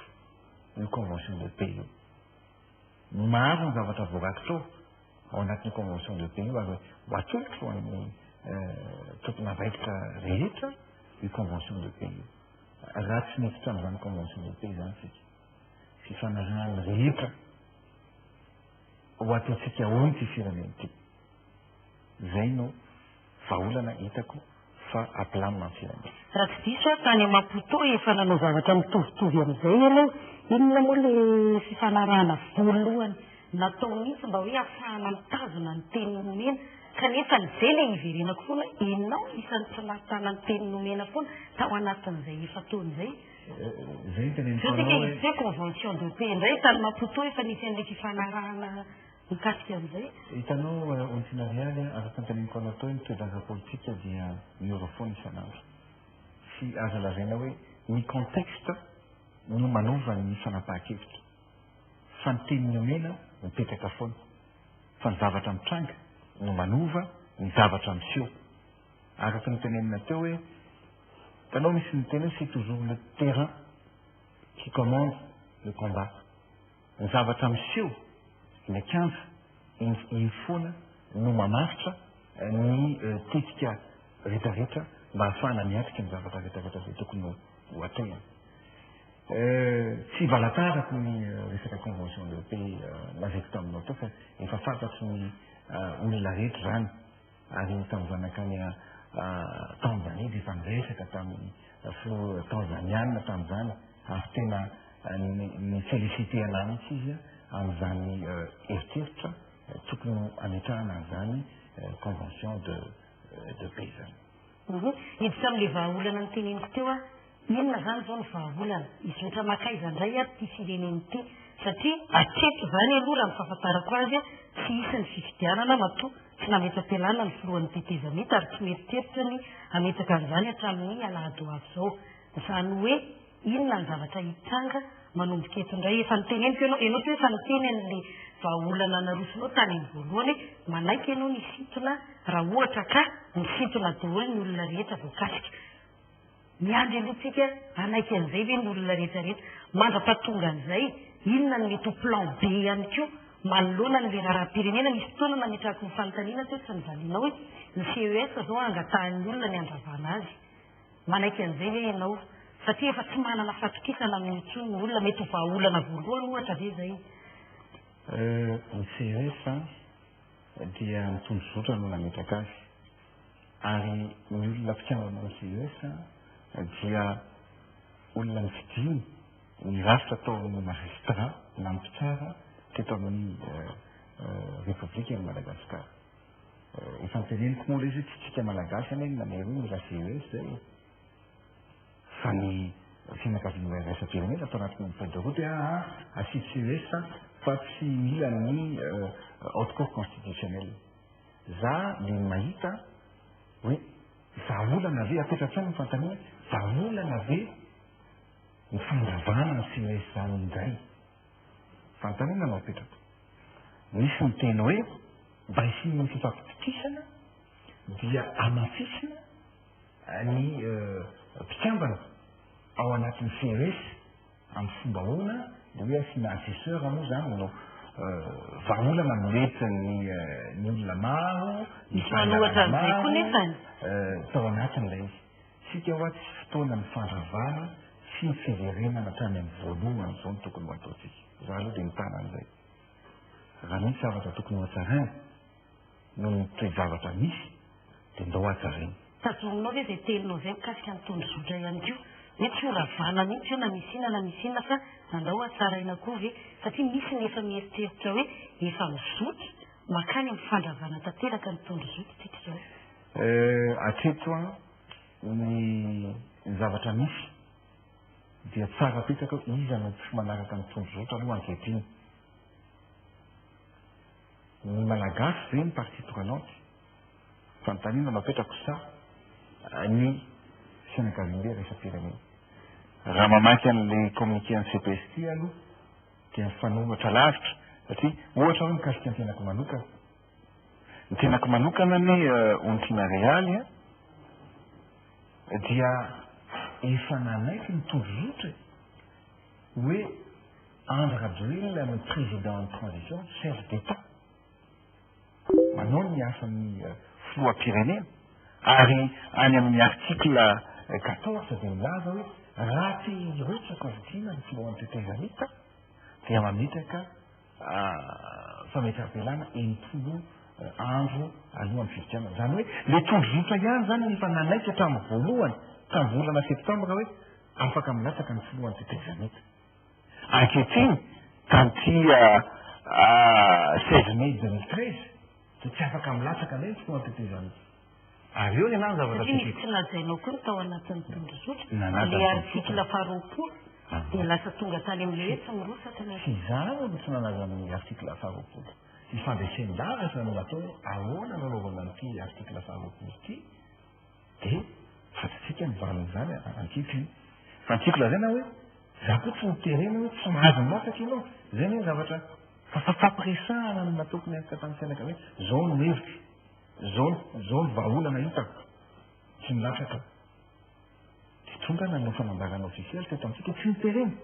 fa raha miterena kosa hoe ianao dia tsy mahazo milatsaka zavatra ary tsy manaiky mihitsy aho zay ny tsy anekeko an'ity zavatra atao androany ity zao kosa nefa raha miteny ny fianakavian'le resam-pirenena hoe noho ny zao ato ny zao dia tsy anampy ny firenena malagasy dia ekeko zay tsika malagasy koa tsy afaka anery azy hoe tsy maintsy mandovola anaty anay nareo fa tazoniny indray tsika atakilany hoe tsy hoetinay koa ny fividianana ao ataonareo zany hoe tsika zany na dia hoe andeha anao ampiasa ny vola atsika azy dia atokorontanina le firenena satria tsy hoetiny le fividianana azy eo ataotsika ary eto moa no nanontanimonao to hoe antina hoe ahoana moa ny vola eto dia miady sahirana tsika tsy ara-tatana ny volam-panjakana satria am'izao tsika miteny zao dia tiako no mampafantatra ny vahoaka malagasy hoe manana vola tsika 24 millions 500 000 $ ny vidin'le Air Force One izay ao amin'ny banque centrale ao amin'ny compte ao izay fantatry ny tompon'andraikitra ny fitafanam-bola rehetra hita mirafitra misy atsika amin'izao tsika miteny zao zany hoe afaka ampiasaina zany moa dia mitehirizinao le izy satria hoe afaka ampiasaitsika amin'izay ilavatsika azy fa no ny raha-pirenena zao moa dia voatahiry somatsara ao ny tahiry ny zay indrindra mety ho fiantsika zay ny teti-bola satria raha tsy diso tonga tamin'ny taremarika enimpolo tapitrisa dolara amerikana hoe simika niainga tamin'le hoe mety atatra folo tapitrisa nisan'ny mpifidy amin'izao moa ohatrany mahavariana ihany misy taremarika taty amiko teo amin'ny 7 millions fito tapitrisa dia niakatra valo tapitrisa dia midina fito tapitrisa indray tsy hay mihitsy le taremarika avoaka ny senita hoe firy moa zany ny aparatsika amin'ny mpifidy mety anana an'le vola ve zany tsika satria io le folo tapitrisa io ny indiany senita tamikady nakany vola hoe nametrahana n'le teti-bola hoe enimpolo tapitrisa dolara amerikana ny anaovana ny fividianana ka raha ohatra ka mahita ny taremarika fito tapitrisa mahery io izy amin'izao fotoan'izao mety ho valo tapitrisa mety anana an'izay teti-bola zay ve zany tsika anaovantsika ny fividianana raha ohatra ka zay manko le resahako teo hoe inona le plan B eritreretin'ny filohan'ny tetezamita raha toka tsy raikitra le hoe miala ny lete satria mety ho sarosarotra ihany iny atreto ny voalohany aloha tokony miray fosy miray sainy tsika malagasy tsy tokony anao kajikajy za dia milaza foana tamin'izay hoe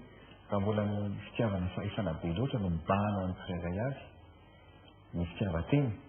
dia vao mainka ikosofahana ny firenena zany hoe ny tiako lazainao anatin'io dia mila samy mifanaiky fa raha be calcul dia vao maintsika ho sahirana mikasika amin'le resaka vola lazainao teo a misy ny vola efa naveko anao ny atao onty mampahiritsika marina hoe tsy ampelopolo tapitisa-dolary efa betsaka ny nalefa ny fanjakana malagasy ny participation zay tokony nataotsika dia efa mandeha araka ny tokony ho izy foana zany zavatra rehetrarehetra any mila fampidonia mila miaraka jerevana fa tsy misy olana tsy ho voavava zany eto am'firenena dia zay ka ianao miteny tsisy olana tsy voavava mandra-pahoviana miverina amin'le fanontaniako sady amaranantsika amin'ny resaka androany hoe inona ny vahaolana rosinao zao mba tsy hitara ny fitetezamita ity intsony a ka amaranantsika ny tetezamita ary irosotsika amin'ny fifidianana zao amin'izao resisteo am'izao zay mamaika ny vahoaka malagasy aloha ny fidian'izay ny voalohany indrindra aloha dia tsy maintsy ataotsika mihizaka rehetra irosoana ny fifidianana tsy hoe fifidianana ho teriterena tsy maintsy ho atao koa nefany fa araky ny konstana ny fahatsapana hitany tokony andraikitra rehetra dia tsy maintsy apetraka tsara ny fitoniana afahana miroso n'izay fifidianana izay raha toa ka tsika malagasy mifanaraka ny tokony andraikitra mifanaraka zany tany hoe tsy zareny no tokony ho amin'ny vahaolana ontinariala zao ny anany manahirana anany miteny azy rehefa zany miteny dia mba misy ny plezirany sasany fotsiny fafinaretany sasany dia fikerana fotsiny ny hevitry raha ny hevitry no diso dia alelao fa zany mireta sy matsapa fa misy vahaolana afaka atao eto amin'ny firenena tetsika isanao nanao fandaharana tamin'ny za avy any tamin'ny valo febroary telo ambin'ny folo sy roa arivo ary tena tiako mihitsy mba ianao zany matavidy tsara tadidinao mihitsy valo febroary iny émission iny maro valo febroary nanaovantsika fandaharana rehefa vita zany fito febroary dia tonga dia tetsika isanao vahaolana napetrako tamin'iny ny tsina ary fatosoa ho anahy eto anafihan'ny vahoaka malagasy raha toka tsy averiko ny vahaolana zay narosoko raha fitinina kely ilay izy teo dia ny hoe rehefa nahelotry ny senita sy nations unis tady mpifidianana amina demokratia dia nanaika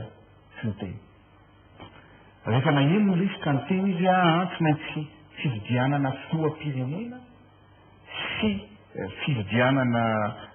solombavam-bahoaka no atambatra fantatrao tsara fa nilazan'ilay milena hoe fividianana solombavam-bahoaka ny tokony atao meloa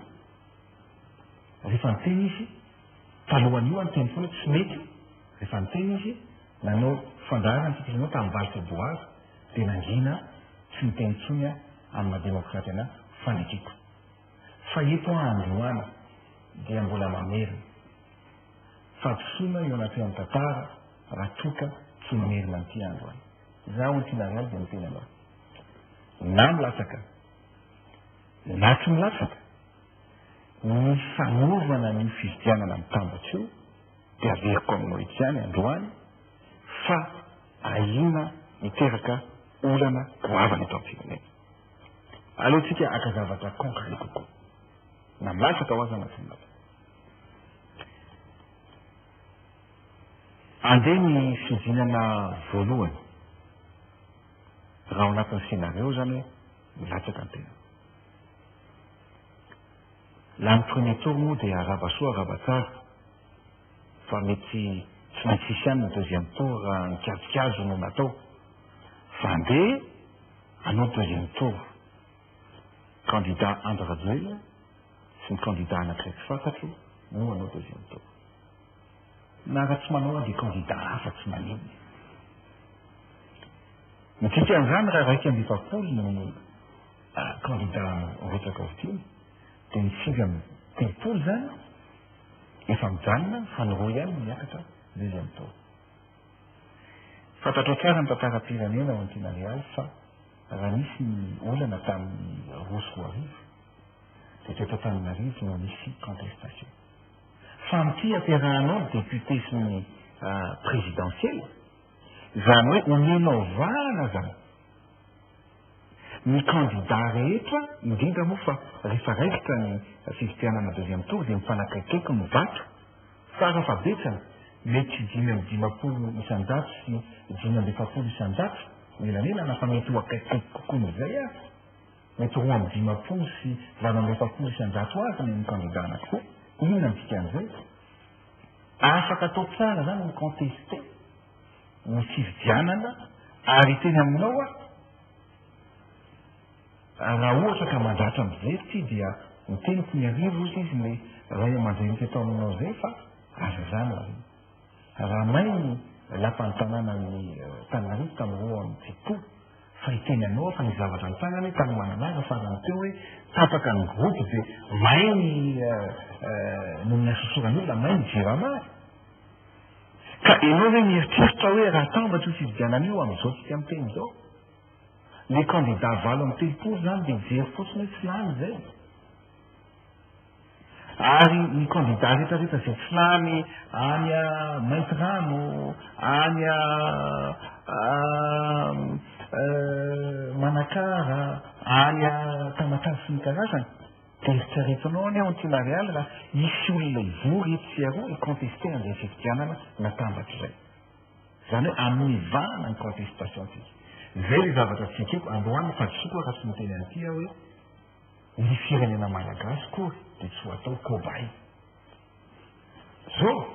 androany amin'ny tena an'izay farana fa rehefa io izy zay fa manaiky anie tsy teny tsonyfibadiana ihany zany io indray raha ohatra ka zafandeha ianao manontany anao inona ny vahaolana dia niteny ao Antinarial hoe fahitako azy za manokana ary afaka miteny afaka milaza teto amin'ny tantaran'ity firenena malagasy ity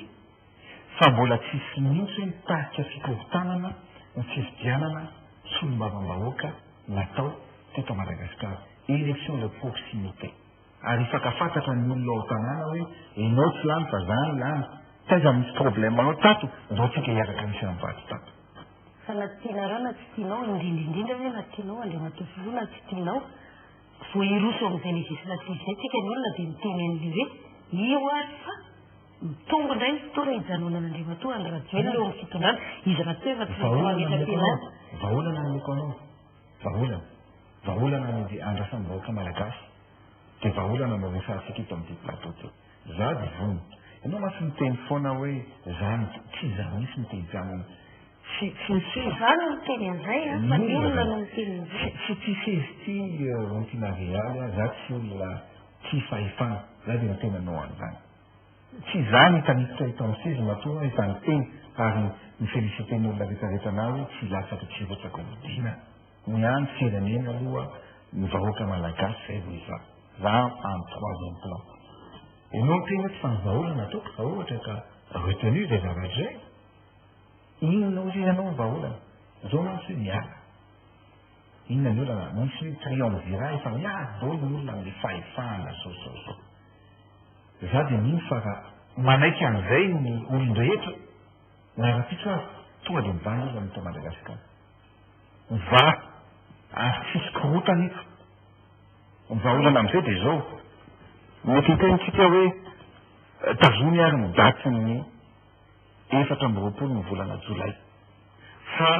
législative ny tonga dia atovy amin'io atsoko fa tsy rehefa za miteny dia tsy mety foana izy fa ianao miteny hoe inona vahaolana dia arosoko ny vahaolana atsozy ny fividianana législative mifanaikytsika rehetra raha tsy manaiky ny communauté internationale itsika ny financé ny élection sosikevitra ny arosoko amin'izay fotoan'izay vita ny fividianana législative mitsangana ny parlement tavoafidym-bahoaka mitsangana ny premier ministre miala avao amin'ny majorité manangana ny gouvernement za misengagé aminao fa miala andry rajoelona miala avao ny rafitra tetezamita rehetrarehetra tao amin'ny firenena vita ny tetezamita mirava ho azy ny CT mirava ho azy ny CST mirava ny gouvernement miala ny tetezamita miago amy tonga dia verina satria misy olom-boafidy amin'izay eto Madagasikara inona ny ataonao politika amin'izany, inona nanakana antsika hitsanao an'izany, inona nanakana antsika ho an'ny firenena ho an'ny tombotsoam-pirenena tsy anaiky amin'izany tohevitra zany. Satria Andry Rajoelina ny tena anazy dia ratsy. Atsoky ny tiana izay natehany tantara raha ohatra ka tsy nandroso an'izay fandroana eto amintsika. Zay moa ny isan'ny vahaolana narosonao satria zay no nandrazako androany mihitsy hoe inona aloha ny zavatra hoentintsika mety olana ao anatin'izay ihany koa efa misy mpahay lalàna ny resaka an'izay zavatra zay hoe izy amin'izay fotoan'izay inome an'le prime ministre fidin'ny antenimety izy fa ny anendry azy rehefa aveo raha ny voalaza ny lalam-panorenana dia ny filohan'ny repoblika fa tsy ny filohan'ny tetezamety ny filohan'ny repoblika voafidy. Tsy ho apetratsika olana angamba an'izany amin'ny teny satria efa safidy azany amin'ny vahoaka io. Nome an'ny prime ministre dia maneta-pelana. Afaka angamba n'le teneninao hoe tsy hijanona amin'ny tetezamety lava be 24 juillet amin'izay vita ny tetezamety. Fa zao ny teneniko, zao ny teneniko mila fahadiova-po, mila fahadiova-tsaina, tsy misy calcul ho ataony rehetra. Ny vahoaka miandro fifidianana, zay ny androsoko amin'izay zavatra hoe rehefa tsy manaiky ny communauté internationale rehefa mifanaiky ny tsika malagasy ny mbahoary zay no atao dia vita. Fa za moa fa mahita sady fa misy sady mitsipaka any an-trano any zay fa misy rehetra manaiky an'izany fa sosokevitra ny vahoaka ny mare an'izay mpanao politika fantatro fa misy no be kajikajy hoe aleotsy milatsaka any Rajoelina fa mba manana chance ho filoham-pirenena. Ka zay le fitiavan-tena tsy mety. Zay misy ohatra fanontaniako farany tena farany amin'izay satria tapitra ny fotoanatsika manahoana ny fifandraisanao zay ngamba tsy maintsy atsindiko kely amin'ireo mpiaradia aminao izay miresaka ho kandida amin'izao fotoana izao satria averiko eto tadidiko tany anaty fiaramanidina isika nitafaresaka dia lazy nao tamin'izay bedibe ny olona mitadiny maillot ampiontiana ary ohatran'ny matetika misy paingotra alefanao any amin'ireo mpiara-miasa aminao tsy haiko moa izany nateo aloha mbola mpiara-miasa nareo amin'izao fa tsy haiko raha mbola mpiaradia manahoana ny fifandraisanao ary koa amin'Andriamatoa Edgar Razafindrava satria ianao nirotsaka ohatran'ny tao surprise ho an'ny olona rehetra raha fahafantarako azy na ho azy koa ara surprise izy tsy tezitraminao daholo ve ny olona rehetra amin'izao raha ny olona miara-dia aminao azy. Le teninao farany ngamba ny aloha no amaliko azy. Za dia olona mifampiresaka foana mikasika ny candidature ny Edgar Razafindrava izy ianao atao. Alohan'ny nametrahako ny candidaturako za dia olona tsy tiako ilay hoe amin'ny télé ny olona no mahita fa mifampiresaka taminy ary miresaka taminy hoe zao ny toedraha zao ny zavatra misy fantatao ny prinsipako ka za dia ametraka dossier androany. Zay moa zany voalohany ametraka dossier maromaro ny resaka natao tao fa tsy ho viteto. Mikasika ny hoe mpiaradia aloha hazava tsara za tsy mba manary namana fa namana no manary no mitombontsoa na no mitsitiavana fahefana. Andry Rajoelina tsy manary namana zany ary fantatro tsara zany ohatriny za io mianitsy amiko dia ambony ny zavatra rehetra, ambony ny fahefana, ambony ny vola, ny fidélité sy ny royauté infidélité. Zay ny zavatra principe ijoroako ary zay nanao principe ary tamin'ny antoko dia ny hoe tsy fahefana na vola na seza fa fitiavan-tanindrazana. Zany no napetraka tao anatin'ny antoko zay voroniko. Tapitra ihany koa fotoanatsika ny teninao farany Andriamatoa. Ny teniko farany ngambany dia manoloana an'izao toe-draharaha misy eto amin'ny firenena izao. Afaka esorina amintsika rehetrarehetra na ny voninahitra na ny fankatoavana fa zavatra rehetra afaka esorina amintsika dia niteneniko teo hoe ny fitiavan-tanindrazana fa indrindrindrindra ny finoana. Ny mbola mahatonga amin'izao ohatr'izao dia zay finoana zay ary zay finoana zay indrindra no miantsoko ny vahoaka malagasy mpiray tanindrazana manerana ny nosy satria raha ohatra ka nandoalika ny vavaka tamin'ny herinandro lasa teo tamin'ny efatrora maraina dia nahazo tena avy any amin'Andriamanitra. Eto koa dia tiako no milaza amin'loka malagasy fa ny tenako dia tsy manana finoana asa fa ny finoanan'Andriamanitra sy Jesosy Kristy ihany. Tsy mbola nanoko sampy ny tenako ary tsy mitompo amin'Andriamanitra hafa fa Andriamanitra iray ihany. Ka manoloana an'izay indrindra dia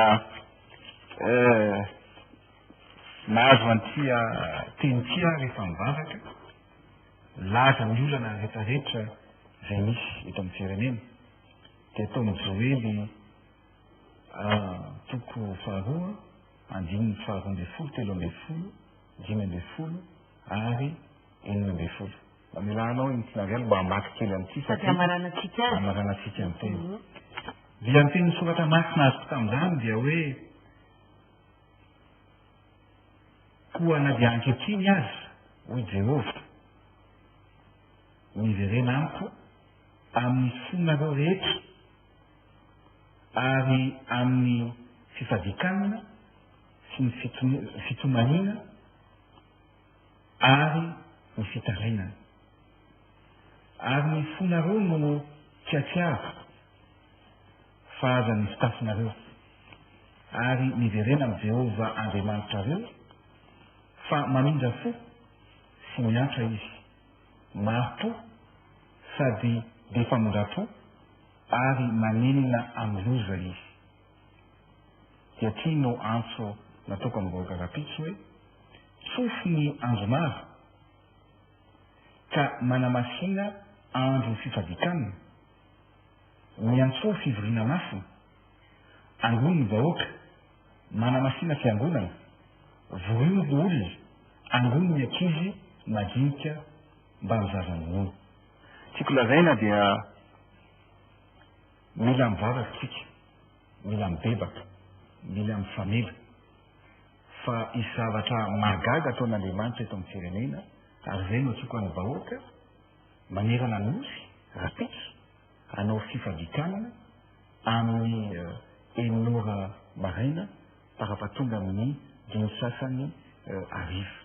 Isy ny fivavahana zany ataony olona rehetrarehetra afaka ny atokantrano rehetrarehetrany fa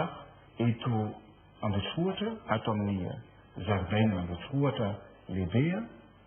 dia misy ny fiara-mivavaka ho an'ny firenena fa tsy ho an'ny filohan-tetezamita ho an'ny firenena ho ataontsika rehetrarehetra. Ny finoana dia manova ny zava-drehetra ary mavita ihany koa zava-drehetra. Ia, seratsika be dehibe ny filohan'ny tetezamita Andry Rajoelina nanaika nasitsika tao anatin'izao fandaharana manokan'izao raha verina kely ngamba zany isan'ny nambarany teo ho an'ny vahaolana ho antsika rehetrarehetra raha ohatra ka manaiky izy zany ny isotoman'ny firotsako-fidiny raha toka ny fitonany azy ihany koa ireo olona rehetra voakasiky ny fanapahan-kevitra no raisin'ny vondrona afrikana no raisin'ny CPS moa zany indrindra fa ny amiral Didier Ratsiraka sy Ramatoa Lalao Ravalomanana dia ary koa ireo olona hafa 500 ao anatin'ny lista hoe naka ny fahefana tamin'ny fomba tsy demokratika tamin'ny 2022. Ny anankiray faharoa isan'ny vahaolana narosony teo ihany koa ny amin'ny hoe anatanterahana ny fifidianana solombavam-bahoaka milohan'ny fifidianana filoham-pirenena ary zany dia ho tanterahana amin'ny faefatra amby roapolo ny volana Jolay ho avy zao ihany ny fanjakana malagasy no hiantoka ny fandaniana ny famatsiana n'izany fifidianana solombavam-bahoaka izay ary dia ametsa-pelana ny foroan'ny tetezamita aorianan'izay fifidianan'izay. Zay zany azo lazaina ny vahaolana anankiroa nivoaka tamin'ity fandaharan'ity androany isorana indrindra ianao tompoko nanaika nasain'ny fandaharana ary mitondra ny fanazavana tamin'ny vahoaka malagasy rehetra manerana ny nosy sy manerana ny zao tontolo izao isorana ihany koa tsika rehetra izay nanaraka ny fandaharana rehetra tany tokantrano tamin'ny alalan'ny télévision Madagasikara na manerana ny Madagasikara tamin'ny alalan'ny télévision malagasy sy ny radio pirenena na ny RNM manatena ny mbola hifankahita amintsika amin'ny manaraka indray tsy fankatra olona mbola mety filohan'ny tetezamita ianao amin'ny fotoana ioanantsika ao anatin'ny fandaharana manaraka raha mbola mitatra lavabety dia mety mbola filohan'ny tetezamita ianao raha tsy zany dia mitatsika eo inona zavatra mety hitsangy atao amin'ny firenena mandrataona tompoko lasy tompoko vady.